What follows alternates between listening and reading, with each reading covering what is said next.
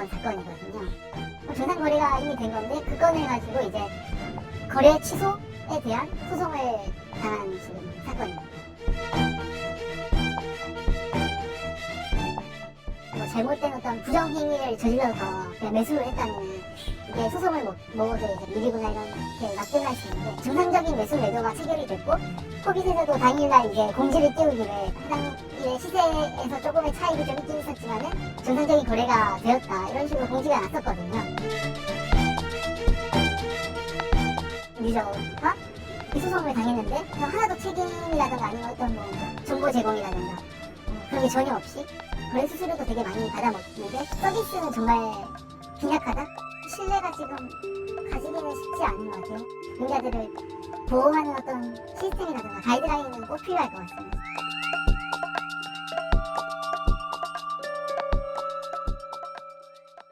네, 지금 인터뷰 보고 오셨는데 이 가상자산 거래 플랫폼 유저가 과거에 정식으로 거래가 이루어졌던 사례로 이제 소송을 당했지만 코인 거래소에서는 투자자 보호는 뒷전으로 미뤄두고 있는 상황입니다. 자세한 얘기 경제부 이민재 기자와 함께 살펴보도록 하겠습니다.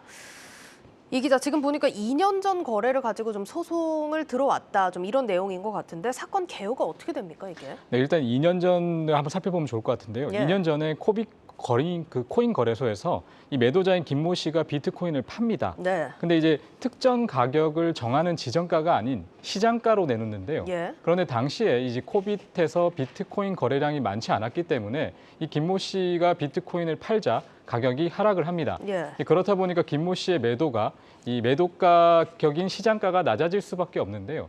이때 앞서 영상에서 본 이모 씨를 비롯해 31명이 해당 비트코인을 삽니다. 그런데 2년이 지난 지금 매도자인 김모 씨는 당시 비트코인이 비정상적인 가격에 팔렸다면서 수십 명에 달하는 매수자에게 해당 비트코인을 돌려달라고 소송을 건 겁니다. 그런데 단순히 이제 시장 원리로 이해를 해보더라도 매수자가 지금에 와서 이렇게 피해를 볼 사안은 아니라는 생각이 드는데 현재는 뭐 사건이 어떻게 진행되고 있습니까? 일단 소송이 이제 시작됐기 때문에 예. 당분간은 좀 지켜봐야 될 것 같습니다. 그런데 이제 금융투자 업계 등에서는 이번 사안에 대해서 일단 시장에서 이루어진 정상적인 거래고 그리고 또 2년 전에 발생한 일이기 때문에 매수자의 손을 좀 들어주고 있습니다.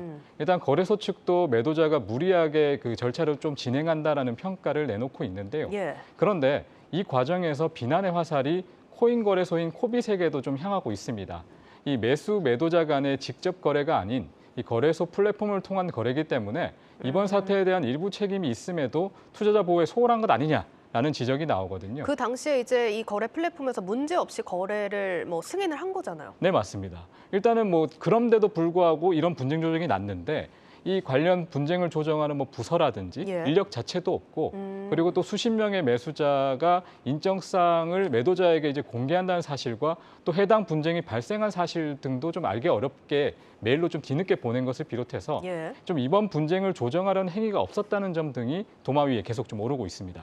일단 강 건너 불구경하고 있다 이런 좀 생각이 드는데 쉽게 말을 하면 거래 플랫폼으로서의 역할을 제대로 못하고 있다 이런 얘기 아닙니까? 네, 맞습니다. 뭐 그런 지적이 좀 다수 나오고 있는데요. 예. 일단 예를 들어 보면 유가증권 거래를 담당하는 한국거래소 같은 경우에 이런 체결이나 뭐 청산 비용 이런 것들 이유로 일단 거래 수수료를 받고 있습니다. 이 한국거래소는 이 수수료 안에 사실상 분쟁 조정을 비롯한 뭐 투자자 보호 서비스 등 비용 등이 포함되어 있다고 설명을 하고 있는데요. 예. 이 코인 거래소 역시 비슷한 행태를 띠고 있고 또 최근에 뭐 인하 경쟁을 벌이고 있긴 하지만 일단 수수료를 받는다는 점에서 이런 부분에서는 좀 자유로울 수 없다라는 평가입니다. 예, 그렇겠네요. 뭐 사실 코인 거래소들이 투자자 보호가 미흡하다 이런 지적이 이번 사건으로 나온 게 아니라 계속해서 나오고 있던 사안 아닙니까? 맞습니다. 뭐 이보다 좀 앞서서는 업비트에서 좀 오입금에 대한 어떤 예. 좀 투자 피해가 발생한 적이 있는데요. 일단 오입금 같은 경우에는 간단하게 설명드리면 가상자산을 송금하는 등의 행위에서 일단 주소를 잘못 쓰거나 뭐 다른 자산용 지갑으로 좀 보내서 관련 자산을 찾지 못하는 상황을 말하는데요. 이 업비트에서 이런 피해자들과 협의를 통해서 상당수 이를 해결했다라는 입장을 밝혀왔었죠. 예, 예. 그런데 그 아직 책을 찾지 못한 투자자들도 있기 때문에 업비트가 좀 앞뒤가 다른 거 아니냐라는 지적이 나오고 있습니다. 일단 한 투자자 같은 경우에는 그 당시에 1억 2천만 원의 규모의 가상자산이 4분의 1도 안 되는 가격으로 하락했음에도 자산을 찾지 못했기 때문에 팔지 못하고 있습니다. 지금도요? 네, 맞습니다. 어. 그래서 또 업비트가 이 오익금과 관련해서 투자자 문제 제기를 하는 1대1 문의 게시판을 좀 막았고 또 일단 또 지난 3월에 네트워크 선택이라든지 뭐 기재 오류로 오익금이 발생하는 경우 회사의 고의, 과실이 없는 한 손해배상, 복구 지원 등의 일체 책임을 부담하지 않는다는 문구를 추가해서 이 약관을 개정한 것 등이 이런 논란에 조금 더 불을 지피고 있습니다.